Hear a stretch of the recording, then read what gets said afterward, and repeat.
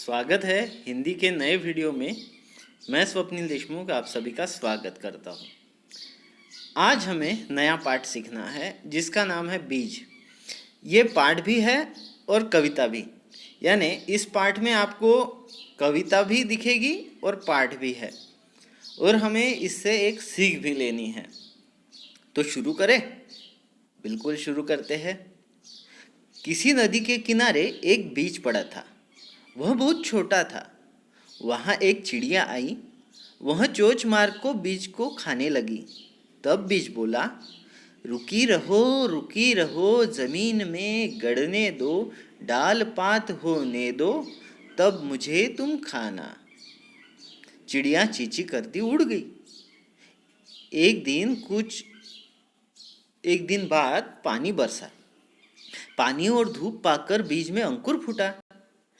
कुछ दिन बाद वहाँ एक बकरी आई। कोपले देखकर उसके मुंह में पानी भर आया। वह उन्हें खाने चली।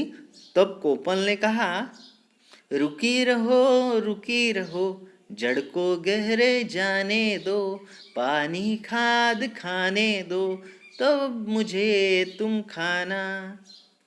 थोड़े दिनों के बाद बीज एक छोटा सा पौधा बन गया। एक दिन गाय वहां आई। उसने पौधे को खाने के लिए मुंह खोला। इतने में पौधे ने कहा, रुकी रहो, डाल पात होने दो, पानी खाद खाने दो, तब मुझे तुम खाना। यह सुनकर गाय रंभाती हुई चली गई। बहुत दिन बीत गए। उसकी डाली बड़ी बड़ी होने लगी। एक दिन फिर वह चिड़िया, बकरी, गाय वहां आई। उन्होंने एक दूसरे से पूछा, वह छोटा पौधा कहाँ गया? तभी पेड़ बूढ़ा, मैं ही बीज हूँ, मैं ही अंकुर हूँ, मैं हूँ पौधा हूँ, मैं ही पेड़ हूँ, अब मैं तुम सबके काम आ सकता हूँ। यह सुनकर सब खुश हो गए। तो ये कहानी लिखी रामेश्वर दयाल दुबे जी ने। इस कहानी के लेखक कौन है? रामेश्वर दयाल दुबे जी। और ये बीज की कहानी है।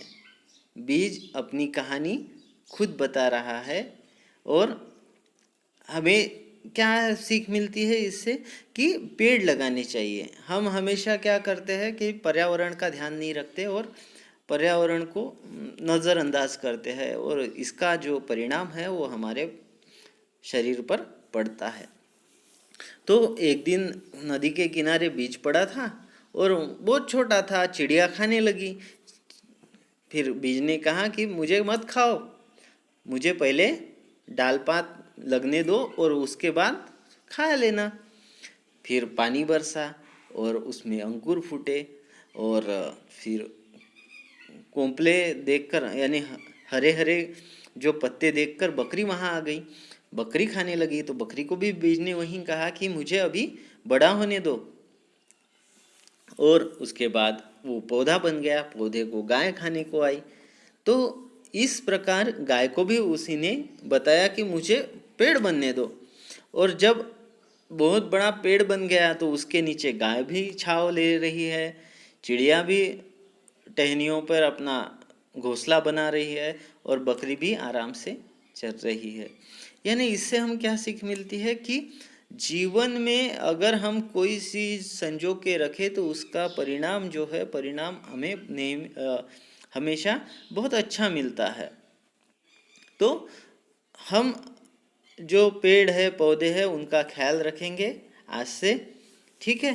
तो पाठ यही समाप्त होता है। आपको इस पाठ से क्या सीख मिली वो आपने बताना है। तब तक के लिए मैं स्वप्निल देशमुख आपसे विदा लेता हूँ। धन्यवाद।